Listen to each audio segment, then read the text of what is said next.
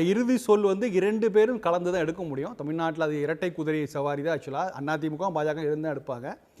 அதிமுக 163 தொகுதியில் நான் அதிமுக கட்சியில நான் சொல்ல நீங்க சின்னம் பத்திலாம் ஏற்கனவே விரிவாக பேசினால 163 தொகுதிகளில் இரட்டை இலை சின்னம் போட்டியிடுவதற்கான அனைத்து சாத்தியங்களும் இருக்கு. அதுல அவர் ரொம்ப ராசியான என்ன இல்ல அவரு கன்சிஸ்டன்டா தான் சொல்லிட்டு வந்திருக்காரு எடப்பாடி அவர்கள்.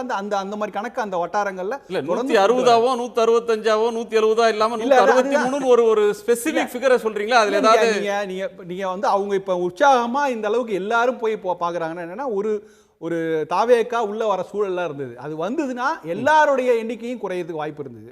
அப்ப அதுலயே வந்து எல்லா கட்சியோட அதிமுக பெரும்பாலான இடங்களை அவங்க குறைச்சிக்க வேண்டியிருக்கும். 150 இடங்கள் கூட போறதுக்கு வாய்ப்பெல்லாம் இருந்திருக்கும். ஸோ அதனால இன்றைக்கு அவங்க போட்ட கணக்குப்படி திட்டமிட்டபடி அந்த கணக்கை டேலி ஆகும். அப்போ அவர் பாஜக தலைமை ஓகே சொல்லிட்டு அப்போ அவங்கள பொறுத்த வரைக்கும் அவங்க ஓகே சொல்லிட்டு எல்லாம் செட்டில் ஆயிடுங்கிற ஒரு உற்சாகத்தில் தான் அவங்க இருக்காங்க. அவங்க போட்ட திட்டம் இதுவரைக்கும் பர்ஃபெக்டா ஓகே இருக்குன்னு நான் பார்க்குறேன். 31 இடங்களில் பாஜக தாமரை சின்னம் கட்சியை சொல்ல வேணா தாமரை சின்னம் போட்டியிடுறதுக்கு வாய்ப்பு இருக்குது.